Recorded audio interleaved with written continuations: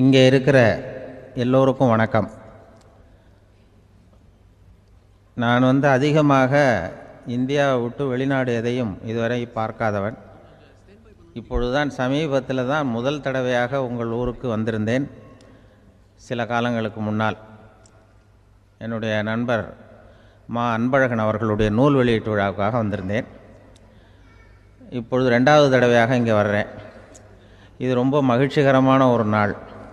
மகிழ்ச்சிகரமான சூழ்நிலையில் உங்களை எல்லாம் சந்திக்கிறதுல எனக்கு ரொம்ப மகிழ்ச்சி. ஏன்னா தேசிய தின மகிழ்ச்சி கொண்டாட்டத்திலே நீங்கள் எல்லாம் கலந்து கொண்டிருக்கிறீர்கள். நேற்று நானும் அந்த தொலைக்காட்சியிலே அந்த அணிவகுப்பு எல்லாத்தையும் பார்த்தேன். எந்த அளவுக்கு ஒற்றுமையாக செயல்பட்டால் எதையும் வெல்லலாம் அப்படிங்கிறதுக்கு ஒரு உதாரணமாக இந்த நாட்டில் இருக்கிற நீங்கள் எல்லாம் உழைத்து கொண்டிருக்கிறீர்கள். அது எனக்கு ரொம்ப மகிழ்ச்சி. இப்படி ஒற்றுமையாக இருந்தால் எவ்வளோ பெரிய வியாதியை கூட விரட்டி போடலாம் அப்படிங்கிறது மாதிரி நிரூபித்திருக்கிறீர்கள். அதனால் உங்களெல்லாம் சந்திக்கிறதுல எனக்கு ரொம்ப மகிழ்ச்சி. எனக்கு இது மாதிரி இவ்வளவு பெரிய கூட்டத்தில் என்னோட வந்திருக்கிற பெரியவர்கள் பேசி பழக்கம். நான் அதிகமான கூட்டத்தில் பேசி பழக்கம் இல்லை. ஆனால் ரேடியோவில் ஒரு 20-25 வருஷம் பேசியிருக்கிறேன். அதனால் எனக்கு எதிரில் கூட்டமே இல்லாமல் பேசி தான் பழக்கம். அது வெறும் மைக்கு மட்டும் இருக்கணும், எதிரில் யாரும் இருக்கக்கூடாது. அப்படியே ரேடியோவில் பேசி பழக்கப்பட்டதுனால ஒரு பெரிய பிரம்மாண்டமான கூட்டத்தை பார்த்தது எனக்கே ஒரு மாதிரியாக இருக்கும். அதனால் கூட்டம் இல்லாமல் எனக்கு இப்போ கூட நீங்கள் எல்லோரும் எழுந்திரிச்சு வெளியில் போயிட்டால் ரொம்ப நல்லா பேசுவேன். நீங்கள் வெளியில் இருந்துட்டு கேட்கணும், ஏன்னா அப்படியே பழகி போச்சு. இருந்தாலும் இதில் எனக்கு என்னென்னா, இப்போ தமிழ்நாட்டில் நான் பலதரப்பட்ட கூட்டத்தில் பேசி சமீப காலத்தில் பேசியிருக்கிறேன். இந்த எல்கேஜி யூகேஜி படிக்கிற குழந்தைகள் முன்னாடி என்ன பேச சொல்லுவாங்க, எல்கேஜி யூகேஜி அந்த குழந்தைகள். அப்போ நான் எப்போ முடிக்கணுங்கிறது எனக்கு தெரியும். ஏன்னா அதுக்கு ஒரு அறிகுறி. அந்த குழந்தை என்ன பண்ணணும்னா மொதல் வரிசையில் இருக்கிறது அப்படி தரையை கீறும். கேச்சுன்னா அது போதும் அப்படின்னா அதுக்கு முடிச்சுக்கோன்னு அர்த்தம். அதை பார்த்து தான் நான் முடிச்சுக்கிறது வழக்கம். கொஞ்சம் பெரிய ஹைஸ்கூல்னால் யாராவது பசங்க 2-3 பேர் கொட்டாவி விடுவாங்க. அதை பார்த்து அதை முடிச்சுக்கிறது வழக்கம். கல்லூரின்னா விசில் அடிப்பாங்க யாராவது 1-2 பேர். இப்படி எனக்கு பலதரப்பட்ட எப்போ முடிக்கணுங்கிறதுக்கு அப்படிலாம் அறிகுறி உண்டு. எனக்கு ரொம்ப பிடிச்சது என்னென்னா, இந்த முதியோர் இல்லங்கள் இருக்குது பாருங்கள். முதியோர் இல்லம், பென்ஷனர் அசோசியேஷன்லாம் இருக்குது தமிழ்நாட்டில். எல்லாம் 60-70 வயசுக்கு மேற்பட்டவர்கள். அவங்க கூட்டத்தில் பேசுகிறது தான் எனக்கு ரொம்ப பிடிக்கும். ஏன்னா நான் பாட்டுக்கு பேசிக்கிட்டே இருப்பேன், அவங்களும் அசையாமல் கேட்டுக்கிட்டு இருப்பாங்க. அதுக்கு என்ன காரணம்னா காது கேட்காது. அது எனக்கு அப்புறம்தான் தெரியும். பேசி முடிச்சுட்டு இறங்கி போனால் அந்த பெஞ்சில் உட்காந்துருக்கிற ஒரு நாற்காலில், என்ன சார் முடிச்சிட்டிங்க போல் இருக்கு அப்படிம்பார். எப்படி சார் கண்டுபிடிச்சிங்க? அதான் இறங்கி வந்தீங்கல்ல அப்படிம்பார். அதனால் அது மாதிரி கூட்டத்தில் ஒன்றும் எனக்கு சுத்தமாக யாரும் இருக்கக்கூடாது எதிரில். இல்லைன்னா அந்த முதியோர் இல்லம் மாதிரி அப்படி காது கேட்காதவங்களாம் உட்காந்துருக்கணும். இங்கே அப்படி இல்லை, எல்லாம் ரொம்ப விழிப்போடு இருக்குங்க, காதை திறந்து வச்சுக்கிட்டு. அது மாதிரி என்ன போன்ற ஆட்களுக்கு இது கொஞ்சம் இது பேசுகிறதும் சில பேருக்கு என்னென்னா, பேச்சு மைக்கை பார்த்ததும் எனக்கு எப்போ நேரங்காலம் தெரியாது, முடிக்கிறதுக்கு தெரியாது. அப்படியும் உண்டு பேச்சாளர்கள் பல ரகம். நான் கூட இப்போ ஒரு ஏற்பாடு பண்ணியிருக்கிறேன். என்னுடைய நண்பர் சுபாஷ்னு ஒருத்தர் வந்திருக்கார். அவர்கிட்ட சொல்லியிருக்கேன், நான் எப்போ முடிக்கணும்னு தோணுதோ அப்போ லேசாக தலையை சொறி நான் முடிச்சுக்கிறேன். என்ன கடிகாரமும் கிடையாது, ஒன்றும் கிடையாது. நான் எப்போ ஆரம்பிக்கிறேன் எப்போ முடிக்கிறேன்னு தெரியாதுன்னு சொன்னேன். இதே மாதிரி கும்பகோணத்தில் சமீபத்தில் ஒரு கூட்டத்துக்கு போகும்பொழுது அந்த ஏற்பாட்டாளரை உட்கார வச்சு, நீ முடிக்கணும்னு தோன்றப்போ தலையை சொறியா நான் புரிஞ்சுக்கிறேன்னு சொல்லிவிட்டு, பெரியோர்களே தாய்மார்களேன்னது உடனே தலையை சொன்னார். என்னையா அது உள்ளேன்னா, இல்லை இது தலை அரிக்குது அதனால் சொல்லிடுறேன், நீ அது வேறு மாதிரியாக சொல்லுவேன்னு சொன்னார். அப்படி ஒருத்தர் ஏற்பாடு பண்ணி உட்கார வச்சுருக்கேன் எதிரில். அவர் இன்னும் தலைக்கு கையை கொண்டு போகல. இந்த வரிசையில் உட்கார வச்சுருக்கிறேன். ஏன்னா இந்த பேசுகிறவங்களுக்கு அந்த கூட்டம் பார்த்துட்டா முடிக்கிறது எப்போ முடிக்கிறது என்ன எதுன்னு தெரியாது. அது ஒரு பேச்சாளர் அவர் பாட்டு பேசிகிட்டே இருந்தாராம். ரொம்ப நேரம் பேசிகிட்டு இருந்திருக்கார். பேசிகிட்டு இருந்தால் ஒன்றும் புரியல, நேரங்காலம் தெரியல. அவருக்கே தோணி ஒரு கட்டத்தில் அந்த பேசுகிறவருக்கு, ஐயா மன்னிச்சுக்கோங்க, நான் ரொம்ப நேரம் பேசிட்டேன் போல் இருக்கு, எவ்வளோ நேரம் பேசினேன்னு எனக்கே ஞாபகம் இல்லை, இந்த கை கடிகாரத்தை கூட பார்க்க மறந்துட்டேன், என்னை மன்னிச்சுக்கோங்க அப்படின்னாராம். அப்போ கோபமாக ஒருத்தர் எழுந்திரிச்சு, ஏன்யா கடிகாரத்தை தான் மறந்தேன், பின்னாடி மாட்டிருக்கிற கேலண்டரையாவது பார்க்கக்கூடாதா அப்படின்னாரான். அப்போ தான் தெரியுது அவன் வாரக்கணக்கில் பேசிக்கிட்டு இருந்திருக்கான். போன வெள்ளிக்கிழமை ஆரம்பித்து இந்த சனிக்கிழமை முடிக்கிறது மாதிரி அப்படி ஆகிடும். என்ன கிடைக்காரமும் கிடையாது. அது மாதிரி இந்த பேசுகிற பேச்சு ஆனால் பேசுனா என்ன சொல்லுவாங்கன்னா, எந்த பேச்சை கேட்டாலும் ஒரு தன்னம்பிக்கை வரணுமா கேட்குறவங்களுக்கு. அதுதான் நல்ல பேச்சு அப்படின்னு சொல்லுவாங்க. கேட்குறவங்களுக்கு ஒரு தன்னம்பிக்கை, வாழ்க்கையில் ஒரு பிடிப்பு வரணும், தன்னம்பிக்கை வரணும். அப்படிப்பட்ட எண்ணத்தில் தான் அவங்கெல்லாம் நல்ல கருத்துக்களை சொல்ல வந்திருக்கிறாங்க. அது என்னென்னா, ஒரு ஒரு ஒரு ஒரு இளைஞன் எங்கெங்கேயோ வேலை தேடி இருக்கான், வேலையே கிடைக்கல. உடனே ஒரு தண்டவாளத்தில் போய் தற்கொலை பண்ணி தண்டவாளத்தில் தலையை வச்சு படுத்துட்டானான். யாரும் வேலை கொடுக்கல, தண்டவாளத்தில் போய் தற்கொலை பண்ணி எடுத்து படுத்துருக்கான். அப்போது 2 பக்கமும் திரும்பி பார்க்குறான், ரயிலே வரல. என்னடா தற்கொலை பண்ணால் கூட ரயில் வர மாட்டேங்குது அப்படின்னு சொல்லிட்டு பார்த்துருக்கான். அப்போ யாரோ ஒருத்தர் பேசிகிட்டு இருக்கார், ஒரு திடலில் கூட்டம், பெரியவர் பேசிகிட்டு இருக்கார். நம்ம அந்த பெரியவர் போய் கொஞ்ச நேரம் அந்த கூட்டத்தையாவது கேட்டுட்டு வருவோம், ரயில் வர்ற பாட்டை காணும், அப்புறம் தலையை வச்சு படுத்துக்குவோம் அப்படி நேராக அந்த கூட்டத்துக்கு போனால் ஒரு திடலில் ஒரு பெரிய மனுஷன் பேசிகிட்டு இருக்கார். தன்னம்பிக்கை, வாழ்க்கையில் இளைஞர்கள் ரொம்ப தன்னம்பிக்கையோடு இருக்கணும் அப்படி இப்படின்னு பேசிகிட்டு இருக்கார். இவன் போய் உட்காந்து கேட்டான். இந்த இளைஞன் 1 மணி நேரம் கேட்டான். 2000 பேர் உட்காந்து கேட்டுக்கிட்டு இருந்தாங்க. உடனே கூட்டம் முடிஞ்சுது, கூட்டம்லாம் கலைஞ்சி போச்சு. அந்த பெரியவர் பேசிக்கிட்டு இருந்தாரே, அவரை போய் இவன் சந்தித்தான். இளைஞன், ஐயா, நான் தற்கொலை பண்ணிக்கணுங்கிற எண்ணத்தோடு வந்தேன், தண்டவாளத்தில் தலையை வச்சு படுத்தேன், ரயில் வரல. அந்த நேரம் உங்கள் பேச்சு குரல் தான் கேட்டுது. நான் உங்கள் பேச்சை கேட்டேன், 1 மணி நேரம் கேட்டேன். கேட்டு முடித்ததுக்கப்புறம் என்னுடைய எண்ணத்தை நான் மாற்றிக்கிட்டேன், நான் இனிமேல் தற்கொலை பண்ணிக்க மாட்டேன் அப்படின்னா. அவர் பேச்சாளருக்கு ரொம்ப பெருமை. இதுதான் ஒரு பேச்சுக்கு அடையாளம், இப்படி தான் இருக்கணும். சரி, அந்த முடிவுக்கு எப்படி நீ வந்தேன்னு கேட்டார். இப்போது உங்கள் பேச்சை இந்த கூட்டத்தில் எவ்வளோ பேர் கேட்டுக்கிட்டு இருந்தாங்க சார் அப்படின்னு கேட்டான். ஒரு 2000 பேர் இருக்கும்பா அப்படின்னார் அவர். அப்போ அந்த இளைஞன் சொன்னானா, ஒரு 2000 பேரை ஒரே நேரத்தில் சாகடிக்கிற நீ உயிரோடு இருக்கிறப்போ நான் எதுக்கு சார் சாகணும்? நான் இது வரைக்கும் யாருக்கும் எந்த கெடுதலும் பண்ணலை, நான் இனிமேல் சாக மாட்டேன் சார்ட்டு போயிட்டானா. அப்படி கேட்குறவங்களுக்கு ஒரு தன்னம்பிக்கை வரணும். அது எப்படியோ வந்தால் போகிறோம். இப்போ எங்கள் பேச்சை கேட்டுவிட்டோம், அந்த ரகத்தில் வந்தாலும் சரிதான். வாழ்க்கையில் ஒரு பிடிப்பு வரணும் அப்படிங்கிறது தான் ஒரு சிறந்த பேச்சுக்கு அடையாளம்னு சொல்லுவாங்க. அப்படி அது பண்ணுறது. இதில் என்னென்னா, இந்த மனிதனுக்கு அந்த சிரிப்பு இருக்குது பாருங்கள், அதை பற்றி சொல்லுவாங்க. நகைச்சுவை, குடும்பத்தில் நகைச்சுவை உணர்வு இருந்ததுன்னா குழப்பமே வராதுன்னு சொல்லுவாங்க. இந்த பேச்சாளர்கள் என்னென்னா, சில பேர் தெளிவாக பேசி குழப்புறவங்க இருக்கிறாங்க, குழப்பமாக பேசி தெளிவுபடுத்துகிறவங்க இருக்கிறாங்க. அப்படிப்பட்ட பேச்செல்லாம் உண்டு. குழப்பமாக பேசி தெளிவுபடுத்துறது யாருன்னா சித்தர்கள். நம்ம பழைய சித்தர் பாட்டெல்லாம் பார்த்திங்கன்னா படிக்கிறதுக்கு குழப்பமாக இருக்கும், ஆனால் அது கருத்து தெளிவாக இருக்கும். அதுதான் குழப்பமாக பேசி தெளிவுபடுத்துகிறவரெல்லாம் பழைய நம்ம சித்தர்கள். தெளிவாக பேசி குழப்புறவங்க இருக்கிறாங்க சில பேச்சாளர்கள். இருக்காங்க. ஒருத்தன் ஆடு மேய்ச்சிக்கிட்டு இருந்தானா, ஒரு ஆடு மேய்ச்சிக்கிட்டு இருந்திருக்கிறான் ஒரு திடலில். அந்த ஆடு மேய்க்கிற அந்த ஆள் ரொம்ப தெளிவாக பேசணும்னு நினைக்கிறவன். அவர்கிட்ட போய் கேட்டிருக்கான். அந்த ஆள்கிட்ட போய் ஒருத்தன் கேட்டான், மந்தையில் எத்தனை ஆடுப்பா இருக்குது அப்படின்னா. அப்போ அவன் சொன்னான், நான் ஆடு மேய்க்கிறேன் சார், எதையும் தெளிவாக கேட்கணும், நீ கருப்பு ஆட்டை கேட்குறியா வெள்ளை ஆட்டை கேட்குறியா அப்படின்ட்டுருக்கான். கருப்பு ஆடு அது ஒரு 50 இருக்குது அப்படின்னா. சரி, வெள்ளை ஆடு எத்தனை இருக்குது அப்படின்னா, அதுவும் 50 தான் இருக்குது அப்படின்ட்டுருக்கான். என்ன, ரெண்டும் ஒரே ஆன்சர் தானே சொல்கிறான் அப்படின்னு சொல்லி, சரி இந்த ஆடெல்லாம் எவ்வளவு புல் சாப்பிடும் ஒரு நாளைக்கு சார், மறுபடியும் தெளிவாக கேளுங்க, கருப்பாடா வெள்ளாடா? கருப்பாடு அப்படின்னா 10 கிலோ சாப்பிடும். சரி, வெள்ளாடு அதுவும் 10 கிலோ சாப்பிடும். ரெண்டுக்கும் அதே தான் சொல்கிறான். சரிப்பா, இது எல்லாம் எவ்வளவு பால் கறக்கும் இந்த ஆடெல்லாம்? சார் திருப்பி சொல்ல, தெளிவாக கேளுங்க, கருப்பாடா வெள்ளாடான்னா? கருப்பாடு தினம் 5 லிட்டர் கறக்கும், வெள்ளாடு அது 5 லிட்டர் தான் கறக்கும் அப்படின்னா. இப்படியே இவன் தெளிவாக பேசி இவன் என்ன சொல்லிட்டு வரான்னு தெரியல. ரெண்டும் ஒரே ஆன்சர் தான், அப்புறம் எதுக்கு பிரித்து பேசுகிற, ரெண்டும் ஒன்று தாடா சொல்கிறேன்னு இருக்காரு. அப்படி இது ஆரம்பத்திலே கேட்டால் சொல்லிட்டு போகிறேன். ஏன்னா ஏன் அப்படி தெளிவாக பிரித்து கேட்குறேன்னா, அந்த கருப்பாடெல்லாம் எதிர்த்த வீட்டுக்காரனுக்கு சொந்தம் அப்படின்னா. சரி, வெள்ளாடு அதுவும் எதிர்த்த வீட்டுக்காரனுக்கு தான் சொந்தம் அப்படின்னா.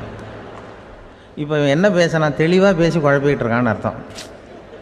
இப்போ எதுக்கு இந்த அறிகுறியை சொல்கிறேன்னா, நான் பேசுகிறது கூட அப்படி தான் இருக்கும். ஏன்னா குழப்பமாக பேசி தெளிவுபடுத்துகிறவர்கள் பின்னாடி வராங்க, அவங்க கொஞ்சம் அவங்க. அதனால் நம்மளால் முடிஞ்ச வரைக்கும் கொஞ்சம் தெளிவாக பேசி உங்களை குழப்பி வச்சோம்னா அவங்க வந்து பின்னாடி பார்த்துக்குவாங்க. அதுதான் எனக்கு எங்கள் ஊர்லேயே ஒரு பேர். எங்கள் ஊர் நண்பர்கள் கூட இங்கே வந்திருக்கிறாங்க. எங்கள் ஊரில் இருக்கிறவங்க இந்த ஊரில் வேலை பார்க்குறாங்கங்கிறது எங்கள் ஊர் பக்கத்து ஊர் இப்போ தான் தெரியும். வந்த பிறகு நண்பர்கள்லாம் வந்து பார்த்தாங்க. எங்கள் ஊர் பையங்கள்லாம் இங்கே இருக்கிறாங்கங்கிறது எனக்கு இப்போ தான் தெரியும். எங்கள் ஊரில் அவங்களுக்கு தெரியும் எனக்கு பேர் என்னென்னா, எல்லாம் நல்லா செய்வேன், கொஞ்சம் பொய் சொல்லுவேன் அப்படிம்பாங்க. அதுக்கு இப்போவும் சொல்லுவாங்க. எங்கள் ஊரில் ஒரு பெரியவர் கேட்டார், உனக்கு சின்ன வயசுலேயே உனக்கு ரேடியோவில் வேலை கிடைக்கும்னு எனக்கு தெரியும்ப்பா அப்படிம்பார் ஒரு தாத்தா. அது எப்படி தாத்தா உங்களுக்கு தெரியும், அவ்வளோ தீர்க்க தரிசனமா?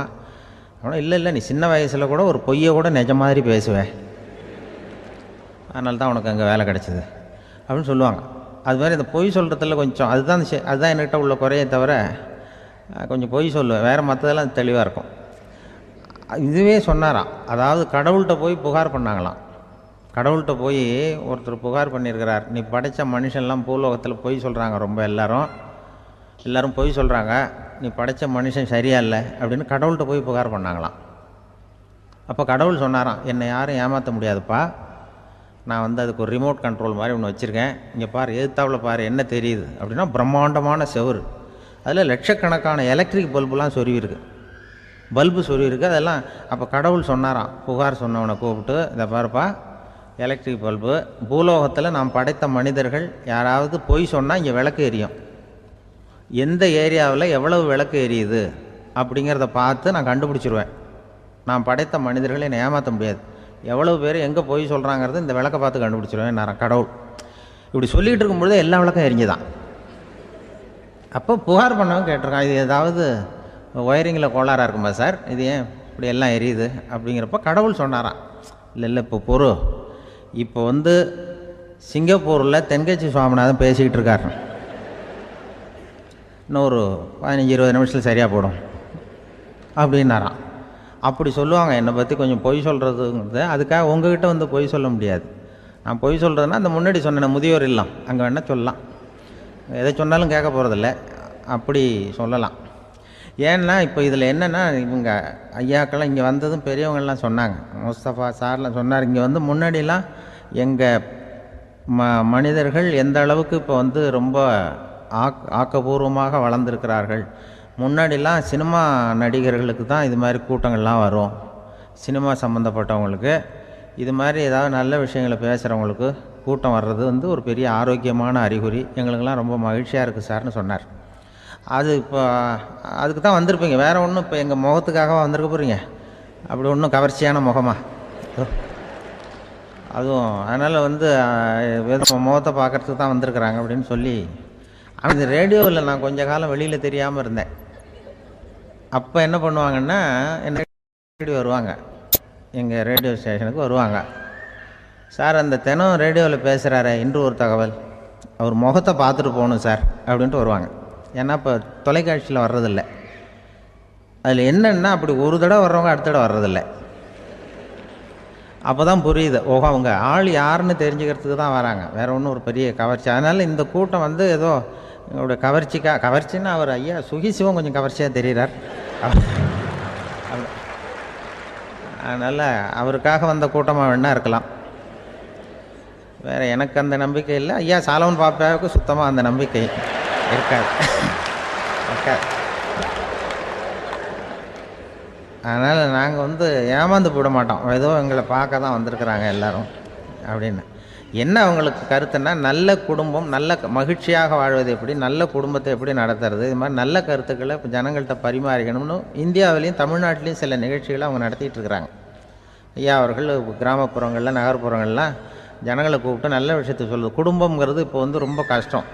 இப்போ எப்படின்னா, ஒரு 600 வருஷத்துக்கு முன்னாடி மனுஷனுக்கு இருந்த நெருக்கடி இருக்குது பாருங்கள், ஒரு 600 வருஷத்துக்கு முன்னாடி மனுஷனுக்கு எவ்வளோ நெருக்கடி இருந்ததோ அதுபோல் 40 பங்கு இப்போ அதிகமாகிட்டு தான் கண்டுபிடிச்சி சொல்லியிருக்கிறாங்க.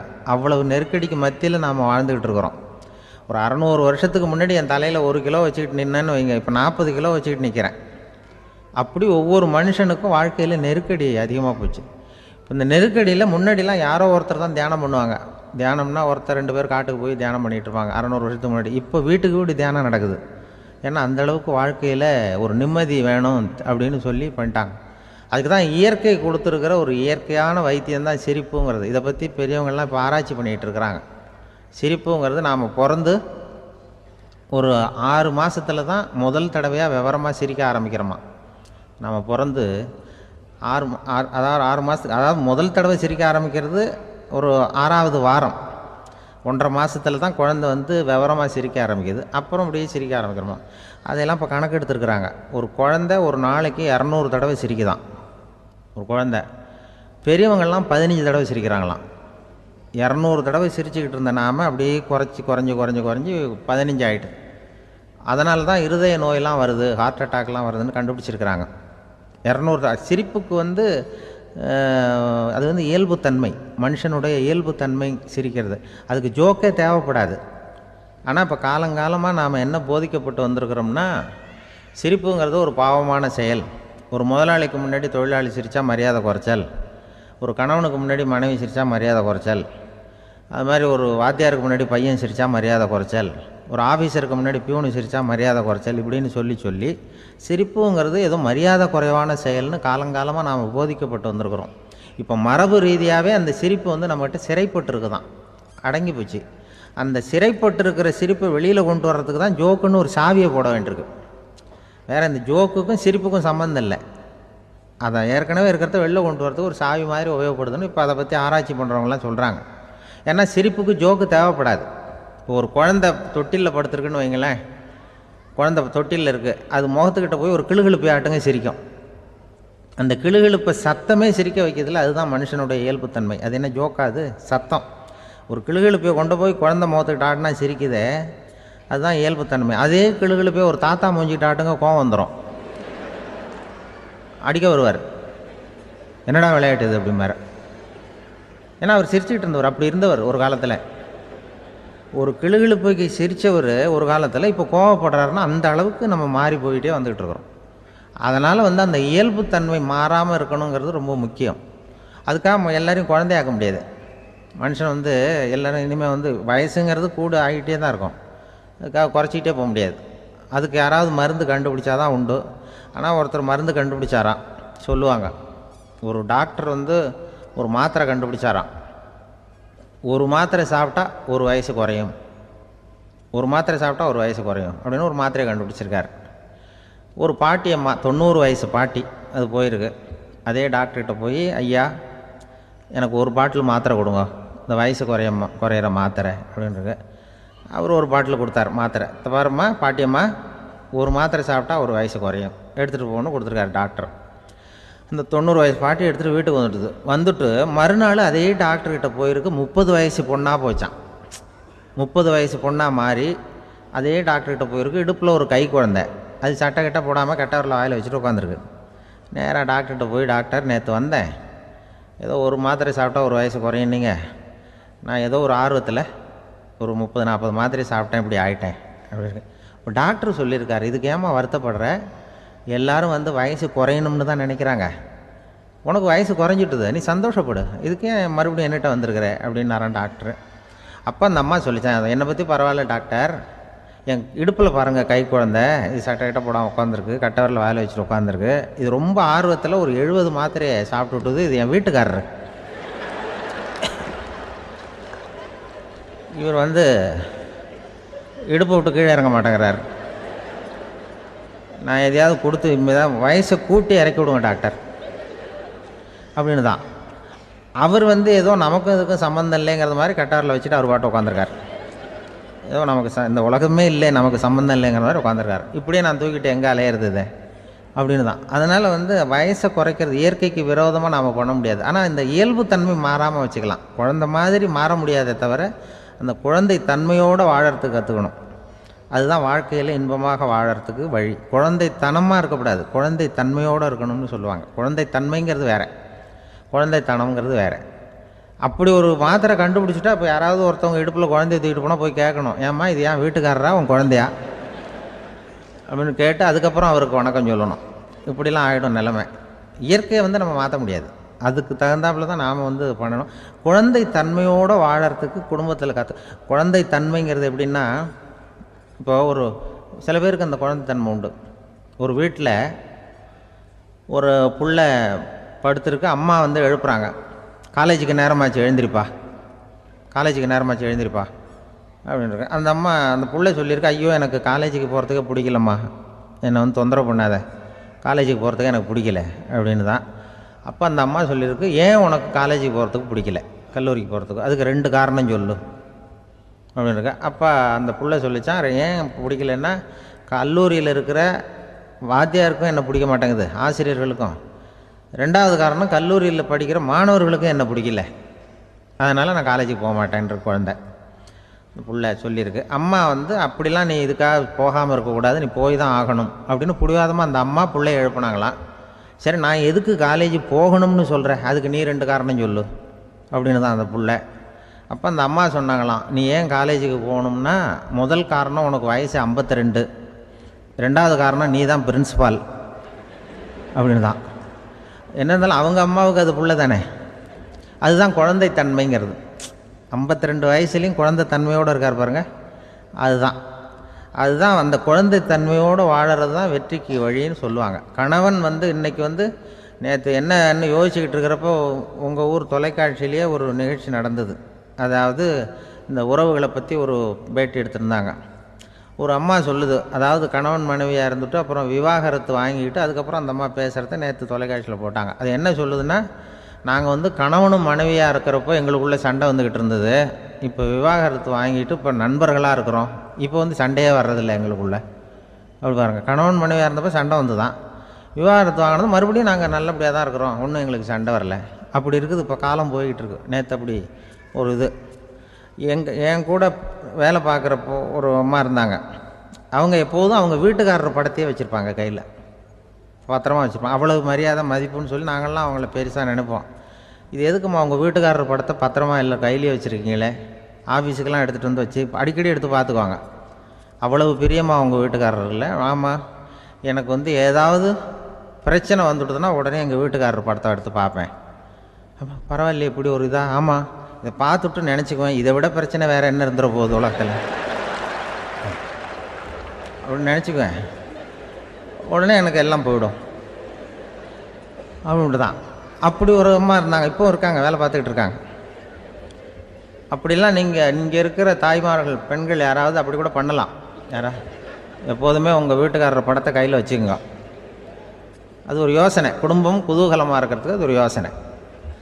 அதே மாதிரி இவங்களும் அவங்க படத்தை வச்சுக்கலாம், வச்சுக்கிட்டு பிரச்சனை வரும்பொழுது பார்த்துக்கணும், இதை விட நமக்கு என்ன வந்துட போகுது பெருசாக அப்படி தான் இருக்கணும். குடும்பம் வந்து நல்லபடியாக இருக்கணும்னா அதுக்கு இப்போ சொல்லுவாங்க, கடவுளே வந்து ஒரு வீட்டு கணவன் வீட்டு தலைவர் கனவில் வந்தாராம். கடவுள் வந்து இது மாதிரி உன்னை விட்டுட்டு உங்கள் குடும்பத்தை உன்னையெல்லாம் விட்டுட்டு போக போகிறேன்னா, அதனால் ஏதாவது வரம் வேணும்னா கேட்டு போய் வாங்கிக்கோ அப்படின்னு கடவுள் சொன்னாராம் அந்த குடும்ப தலைவர்கிட்ட.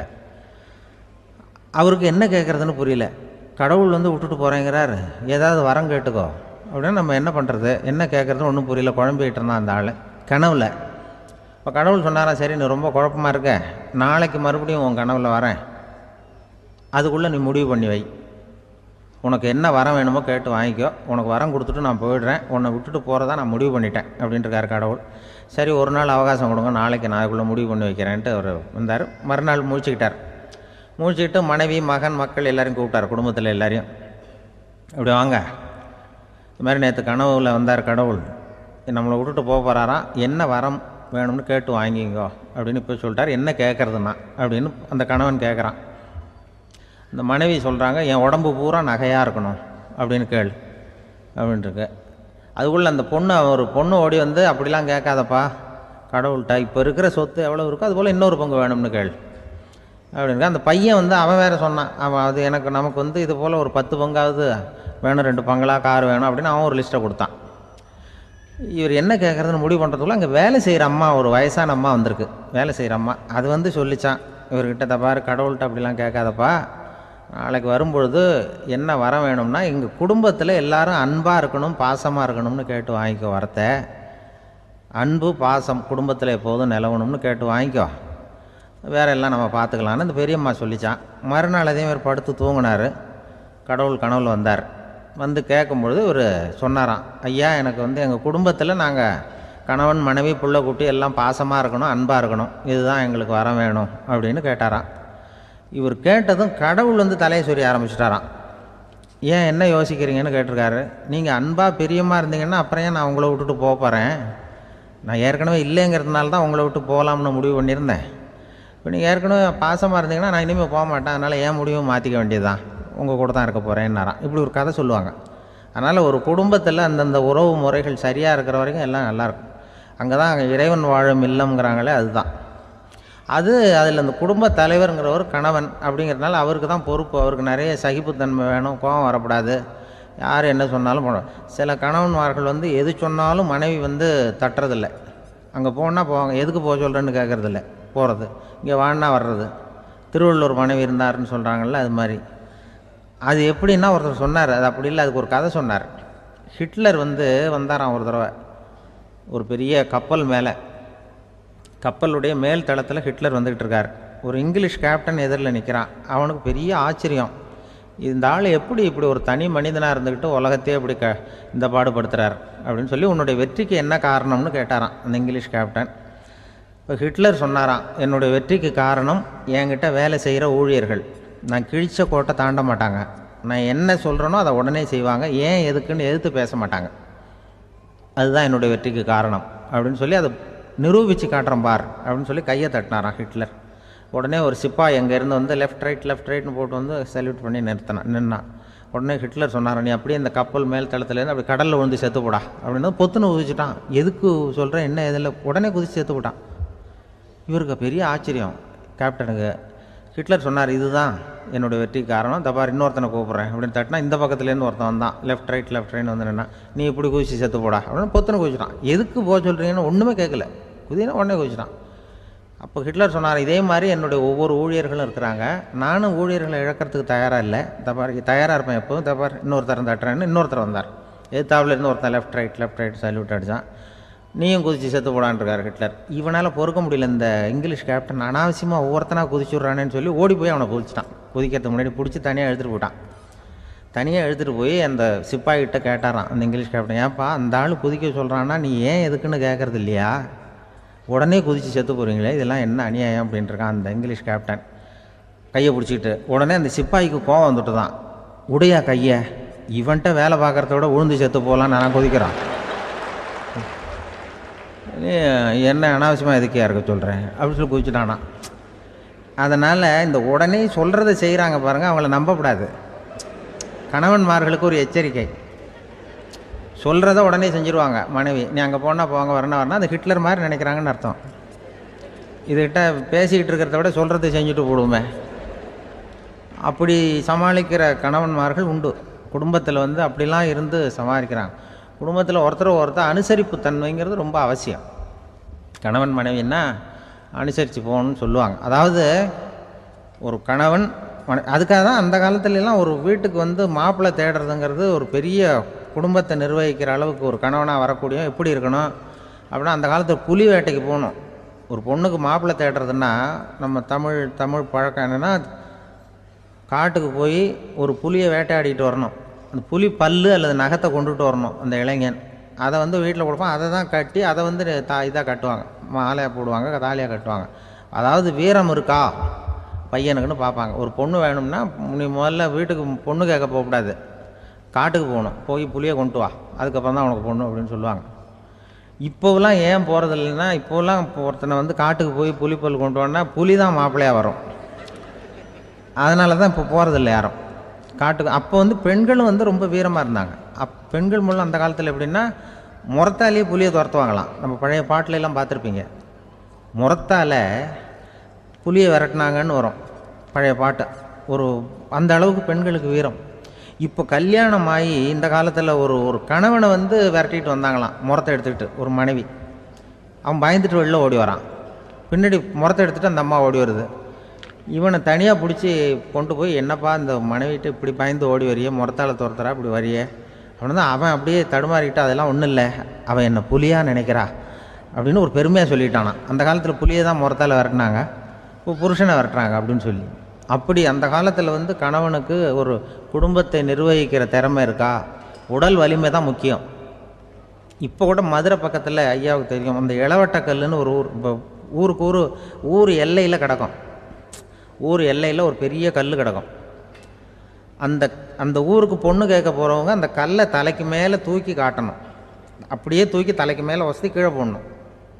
அந்த வலு இருந்தால் தான் நீங்கள் அந்த ஊருக்குள்ளேயே போகலாம், பொண்ணு கேட்குறதுக்கு போகலாம். இல்லைன்னா நீ திரும்பி போக வேண்டியதான். அந்த வலிமை இருக்கா மாப்பிள்ளைன்னு பார்க்குறாங்க. இளவட்ட கல்லுன்னு பேர். அப்போ என்ன பண்ணாங்கன்னா, ஒரு 1000 வருஷத்துக்கு முன்னாடி அந்த கல்லை தலைக்கு மேலே தூக்கி கீழே போடுவாங்களாம். ஒரு 500 வருஷத்துக்கு முன்னாடி அப்படி கொஞ்சம் தூரம் இடுப்பு அளவுக்கு தூக்கி கீழே போட்டுக்கிட்டு இருந்துருக்குறாங்க. அதுக்கப்புறம் ஒரு 100 வருஷத்துக்கு முன்னாடியெல்லாம் அப்படி முழங்கால அளவுக்கு அப்படி தூக்கி போட்டால் போகிறோம்னு வச்சுருந்தாங்களாம். இப்போ நான் அந்த ஊருக்கு என் கூட பழனிசாமின்னு ஒருத்தர் இருக்கார். அவர் போய், உனக்கு எப்படிப்பா இந்த ஊரில் கல்யாணம் ஆச்சு அப்படின்னா, இப்போலாம் நாங்கள் தொட்டு கும்பிட்டா போகிறோம், அதை அசைக்கிறது கூட இல்லை.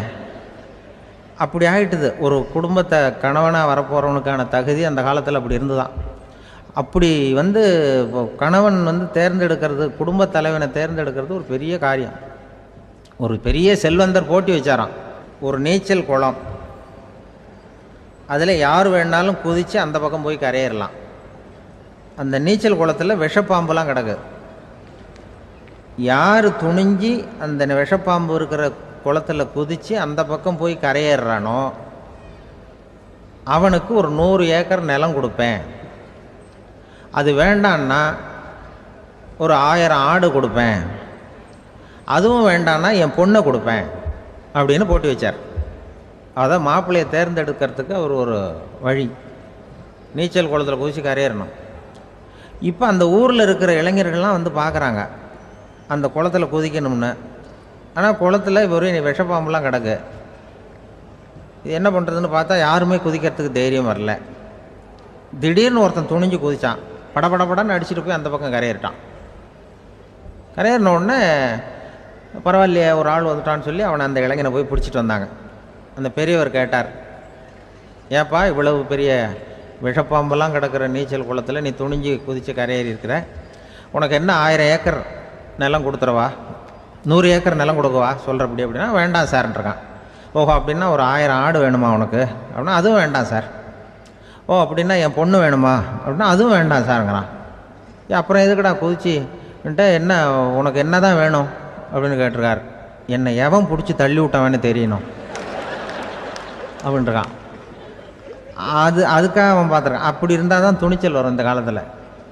எதுக்கு இவ்வளவு சங்கடம்லாம் வச்சாங்கன்னா, ஒரு குடும்பத்துக்கு தலைவராக வர வேண்டிய ஒரு ஆள், கணவனாக இருக்க வேண்டியவனுக்கு துணிச்சல் இருக்கா, தைரியம் இருக்கா அப்படிங்கிறது பார்க்குறதுக்காக இப்படிப்பட்ட தேர்வு முறைகள்லாம் வச்சுருந்தாங்க அந்த காலத்துலலாம்.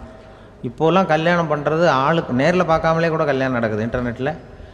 இப்போ சர்டிஃபிகேட் கேட்குறாங்க, நோய் நொடி இல்லாமல் இருக்காரா பார்.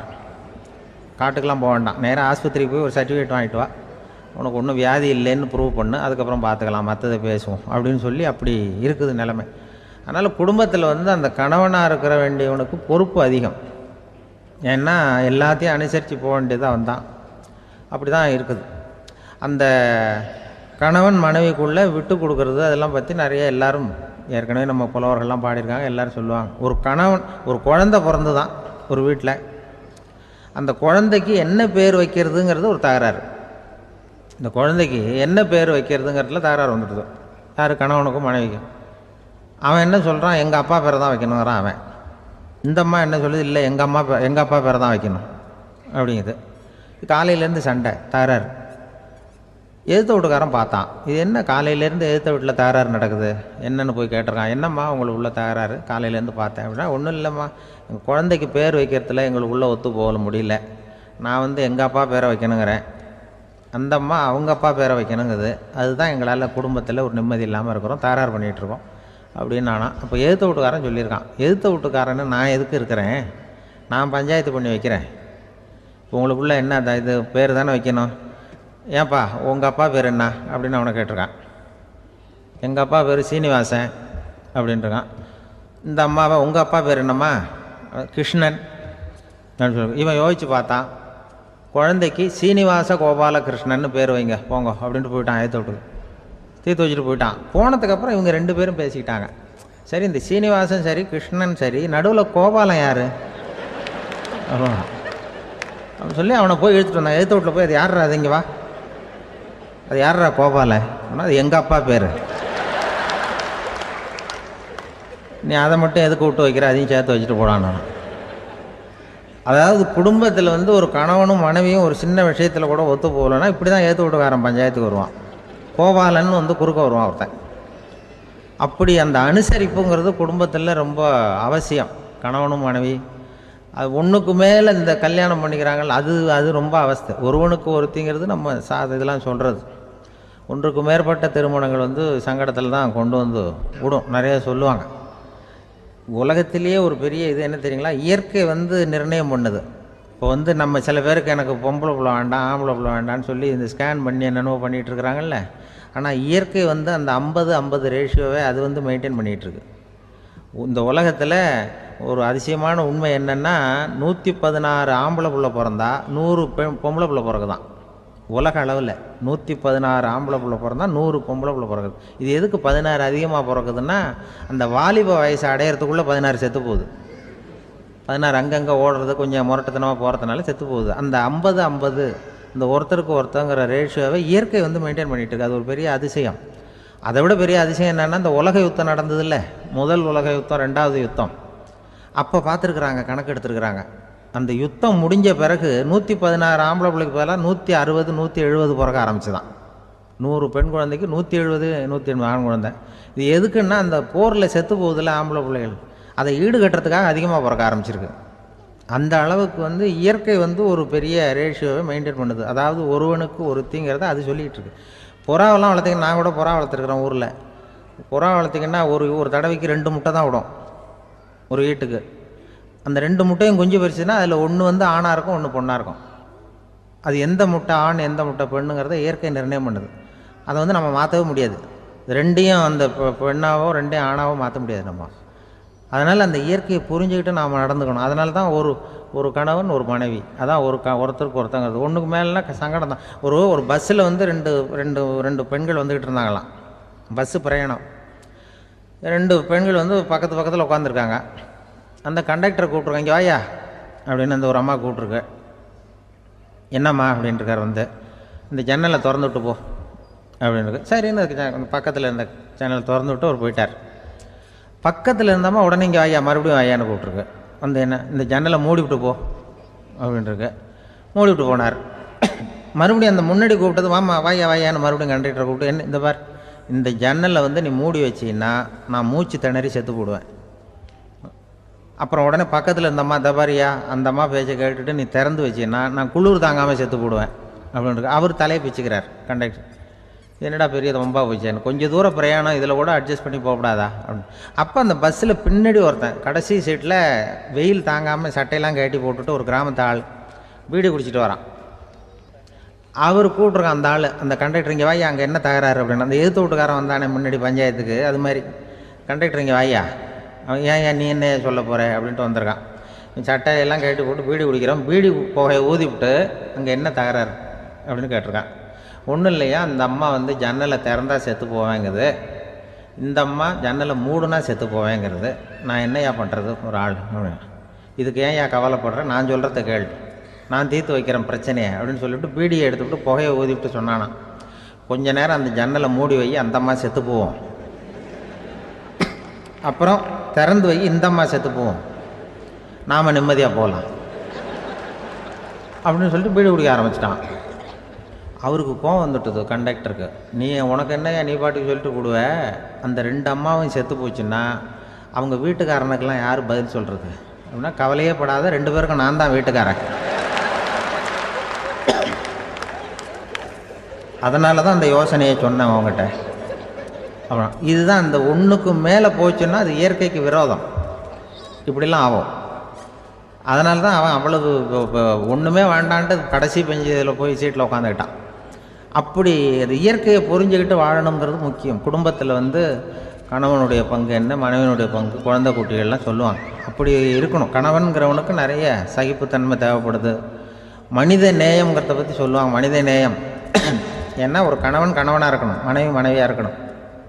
ஒரு மனுஷன் இன்றைக்கி மனிதனாக இல்லை, மனித நேயம் குறைஞ்சி போச்சு, எது குடும்ப உறவுகள்லாம் ரொம்ப மாறி போச்சுன்னு சொல்கிறேன். இப்போ நாகரிகத்தில் அப்படி தான் இருக்குது. ஒரு இதில் ஒருத்தன் என்ன பண்ணியிருக்கிறான், ஒரு சின்ன பையனை கொண்டு வந்தானா, ஒரு சின்ன பையன் பக்கத்தில் இருக்கான். ஒரு பெரியவர் கேட்டிருக்கார், யாரப்பா அந்த பையன் அப்படின்னு கேட்டிருக்கார். இவன் சொன்னான்னா, இந்த பையன் எனக்கு தூரத்து உறவுன்னு இருக்கான். சரி, தூரத்து உறவுன்னா எப்படி அப்படின்னு கேட்டிருக்கான். இந்த பையன் எங்கள் அப்பாவுக்கு 8வது புள்ள அப்படின்னானா. கூட பிறந்தவனே அவ்வளோ தூரமாக போயிட்டான், 8வதாக பிறந்தான். அப்படி இருக்கு குடும்ப உறவுகள்ங்கிறது. மனுஷனுக்கு வேல்யூ விஞ்ஞானம் எப்படி போட்டிருக்குன்னா, ஒரு மனித உடம்பில் இருக்கிற கால்சியத்தை மட்டும் தனியாக எடுத்தால் ஒரு சின்ன ரூமுக்கு வெள்ளை அடிக்கலாமா. ஒரு மனுஷ உடம்பில் இருக்கிற பாஸ்பரஸை மட்டும் தனியாக எடுத்தால் ஒரு 40 நெருப்பு குச்சி தயார் பண்ணலாம். ஒரு மனுஷ உடம்பில் இருக்கிற இந்த கொழுப்பு சத்தை மட்டும் தனியாக எடுத்தால் ஒரு 7-8 சோப்பு கட்டி தயார் பண்ணலாம்.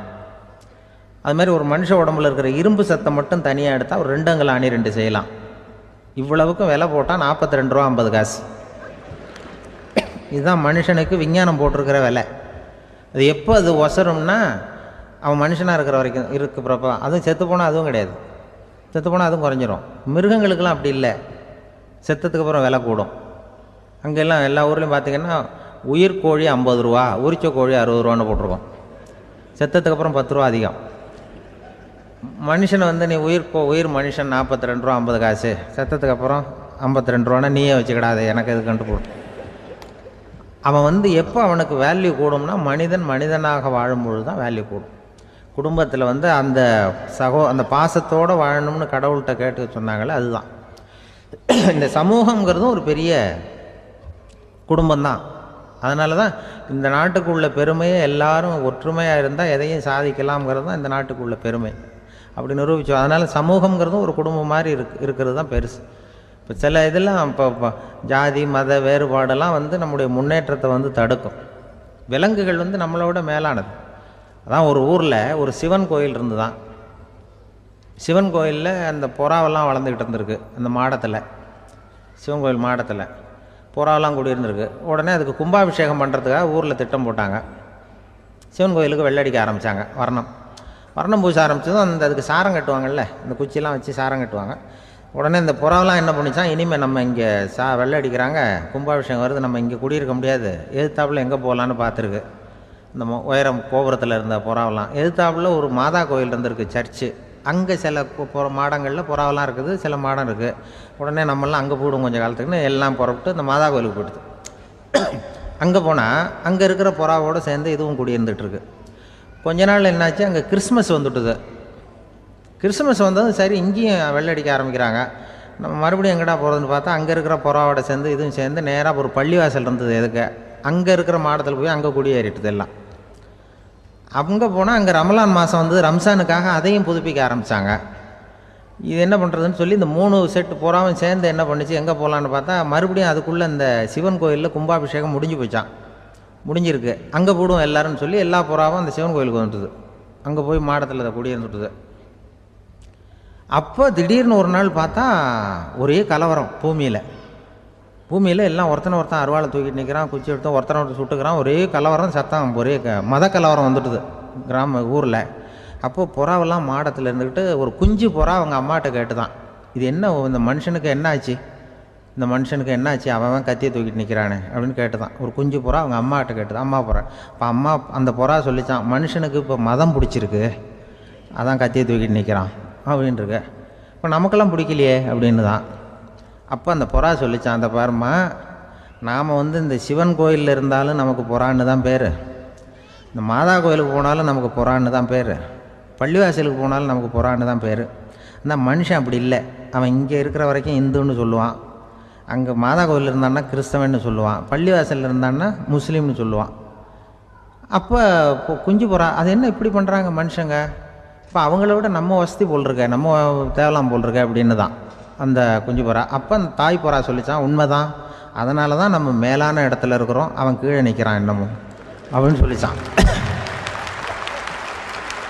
இதுதான் அந்த குடும்பம்ங்கிறது, சமுதாயங்கிறது ஒரு பெரிய குடும்பம். அது இந்த புறாக்கிட்டேருந்து மனுஷன் கற்றுக்க வேண்டியிருக்கு. அப்படி இருக்குது இன்றைக்கி மனுஷனுடைய நிலைமை. அதை புரிஞ்சுக்கணும். அப்படி தான் ஒவ்வொரு இதுலேயும் நாம் நடந்து கொள்ள வேண்டியிருக்குது. மிருகங்கள்கிட்டேருந்து கற்றுக்கிற வாய்ப்பெல்லாம் இருக்குது. அப்படி சொல்லுவாங்க. அந்த இதில் நாம் குடும்பத்தில் என்னென்னா, இப்போ இந்த பிள்ளைகளை பற்றி சொல்லுவாங்க. இப்போ ராமர் லட்சுமணர் கதை சொல்லுவாங்க. அதாவது ராமரும் பரதனும் பந்து விளையாடிக்கிட்டு இருந்தாங்களாம் சின்ன வயசில் பந்து விளையாடிட்டு இருந்தாங்களாம். உடனே ராமர் வந்தாராம். கோசலை அவங்க அம்மா கோசலை மடியில் சோர்ந்து போய் உட்காந்தாராம். சந்தோஷமாக வந்து உட்காந்துருக்கார். அப்போ அந்த கோசலை அம்மா கேட்டாங்களாம், ஏன்ப்பா அப்படி இவ்வளவு சந்தோஷமாக இருக்கே, என்ன காரணம் அப்படின்னு கேட்டிருக்கார். அப்படின்னு அந்த அம்மா கேட்டிருக்கு. ராமன் சொன்னான்னா, இது என் தம்பியோட நான் பந்து விளையாண்டுக்கிட்டு இருந்தேன், பரதன். அவன் வந்து ஜெயிச்சுட்டான், நான் தோத்துட்டேன். என்னை வந்து அவன் ஜெயிச்சுட்டான்.